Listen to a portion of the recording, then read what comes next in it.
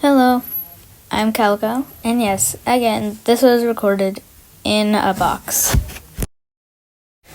Hello everyone, today's Kalico Talks books is about Tsunami, and the second book of Wings of Fire. In book 2, it picks up right after book 1, that I talked about yesterday. Tsunami and the other dragonettes are flying towards the Sea Kingdom, but when they land on the beach, a skywing flies overhead. I will read the scene to you now. Tsunami found herself holding her breath. The skywing snout swung towards the trees just as Sunny's tail whisked out of sight. He paused, beating his wings back to hover in the air for a moment. Was he staring at the trees? Had he seen Sunny? What if he called the others back? The patrol dragons were several wing beats away already, but one shout could bring them hurtling around at lightning speed. Sunny and Starflight were no match for 6 full-grown skywing soldiers.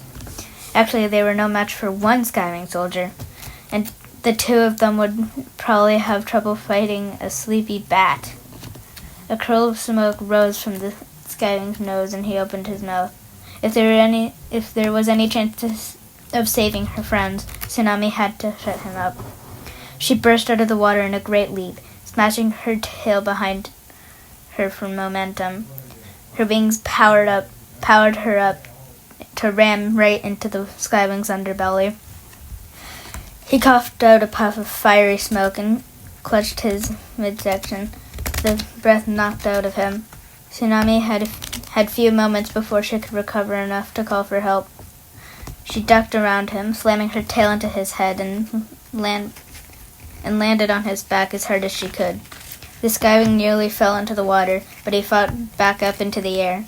Tsunami kicked at his wings with her claws and slid back towards his tail, trying to drag him down with her weight. He was too big and too strong for her up here. Only taking him by surprise had given her a temporary advantage. She needed to get him into the ocean to even out the fight. The orange dragon snarled and twisted, shooting a blast of flames out of his snout, which barely missed her. Tsunami yanked him down towards the water, but his massive wings beat harder and harder. It felt like a hurricane whistling around her ears. She could tell that he was gaining height, and in a moment he'd be strong enough to call the other soldiers back. "You're not getting to my friends," Tsunami thought fiercely.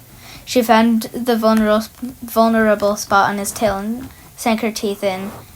He convulsed with pain, nearly throwing her off, and shot another blast of fire under his wing at her. At first, Tsunami thought he had missed. Then she felt a searing trail of agony spreading along her neck. It felt as if someone were trying to saw through her scales with a scalding hot wire. She closed her eyes and clamped her jaws harder, determined to hang on, although spots were starting to dance in her vision. Suddenly, the dragon lurched towards the sea. Tsunami's eyes flew open. Clay had flung himself between her and the dragon's snout, spreading his fireproof wings. His claws clamped onto the skywing's back, and the extra weight drove the soldier down and down towards the sea. Together, Clay and Tsunami dragged the skywing into the ocean. He fought wildly the whole way, but his flames couldn't hurt Clay's fire-resistant scales, and his giant wings couldn't help him once he was underwater and cut off from breathing. So yeah, they put a tree on him after Tsunami attacks. They soon start heading towards the sea, the Kingdom of Sea, and Tsunami goes into the water after a while of searching through the islands. She meets a dragon called Riptide, and he brings the dragonettes to the convenient above-water palace. This is called the Summer Palace, and they soon meet the Queen of the Sea Wings, Queen Coral. And it's also discovered Tsunami has a sister. Her name is Anemone, and because of Tsunami's egg being stolen, Queen Coral attached a rope to Anemone so she couldn't wander away from Coral, and from Queen Coral. And Coral considered doing the same to Tsunami, but Tsunami convinced her not to. Clay, Sunny, Starflight, and Gloria are all brought to a cave, and Clay is chained down despite Queen Coral not saying this was necessary. The General Shark, is also Coral's brother. Later in the book, Castro's dead body is found near the Sea Kingdom. Queen Coral goes to do something, and Tsunami comes as well. I forget what happens after that, so I'll skip to what I remember. Queen Coral, an enemy, and Tsunami go to the royal hatchery. A statue of Coral's first daughter, Orca, is in the middle of the royal hatchery. Again, this is important. Anyways, all the royal female eggs have been destroyed, or at least one's supposed to hatch that night. Tsunami tells Coral she's going to keep the lost female egg safe with herself. And I forgot what happens after that, too. I'll skip to what I do remember. Again. Tsunami is flying with the egg through a storm to get to the cave her friends are trapped in. When she gets there, the cave is flooding. The 4 other dragonets are still there, and Clay is trapped by chains to the cave floor. Tsunami has to convince the guards to give her the key. Once she does so, she releases Clay. I'll read the scene to you now. Hooray! Sunny yelped when Tsunami held up the keys. Wow, Lori said. Swirling waves of bright yellow shifted through her scales. I didn't think that was going to work. Tsunami plunged her head under the water and lifted the shackles around Clay's ankles.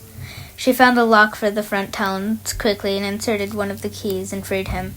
The other key unlocked the chains on his back talons. Clay kicked them away and shook out his wings, and Tsunami stood up again. All better, he said, grinning at her. His stomach roared in disagreement. Well, almost better, he amended. Let's find somewhere dry, and I'll see about food, Tsunami said. She herded them out of the cave ahead of her. Riptide paused, still in the shadows, and she turned to him. Thank you, she whispered. You saved my friends. I didn't do much, he whispered back. I can never boss anybody into doing what I want.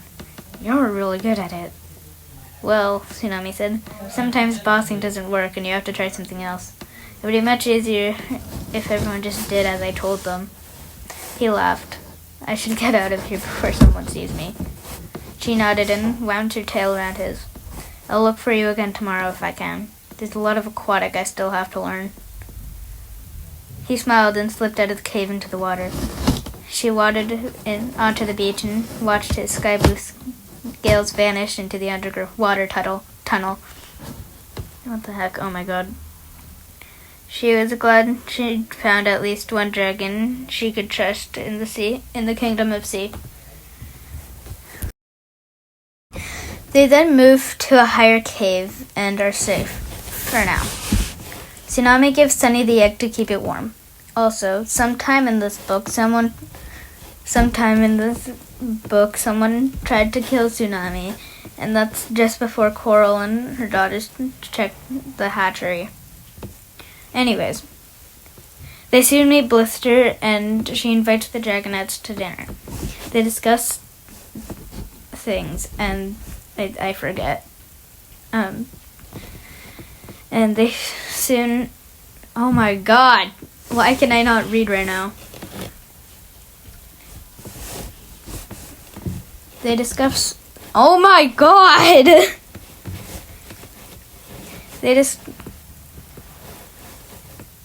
Why? Okay. They soon meet Blister, and she invited the dragonets to dinner. They discuss some things, and then soon enough, Tsunami and her friends are locked up near the end of the book. They soon escape, but the Skywings attack, and a Sandwing, I forget who, had attacked Webs and showed up earlier in the book with... Oh my god, what is this script? It hit his tail, and it took a long time for it to heal. Also, earlier in the book, it's discovered Riptide is Web's son. They are both locked up as well as the dragonets. Tsunami breaks them free after an enemy shows up while her mother is sizing a new rope for her new daughter who hatched from the egg, Auklet. So an enemy is free for a while. It's discovered that a dragon called Whirlpool is the one who attacked Tsunami earlier in the book. The dragonets as well as Webs and Riptide get free. Riptide stays in the kingdom of sea to fight the Skywings while the dragonets and Webs escape to go to the Rainwing Kingdom. I forgot a lot of stuff while writing the script, so I'm just gonna put that in here quickly without script. An enemy is an animus dragon. Animus dragons are dragons who have powers and can pretty much get whatever they want or have and enchant things. But it comes with a price to pay. Each time they cast a spell, they lose a part of their soul. Anyways, Whirlpool is training an enemy to use her animus magic to fight in the Sandwing Succession War. Whirlpool is also evil. Whirlpool is trying to get into the royal family so that he can have more control over the kingdom and just have power. Tsunami is royal, as I forgot to mention that directly. And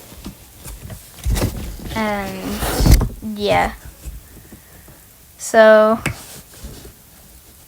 thank you all so much for watching. This video was a lot longer than Clay's, but thank you for watching anyways.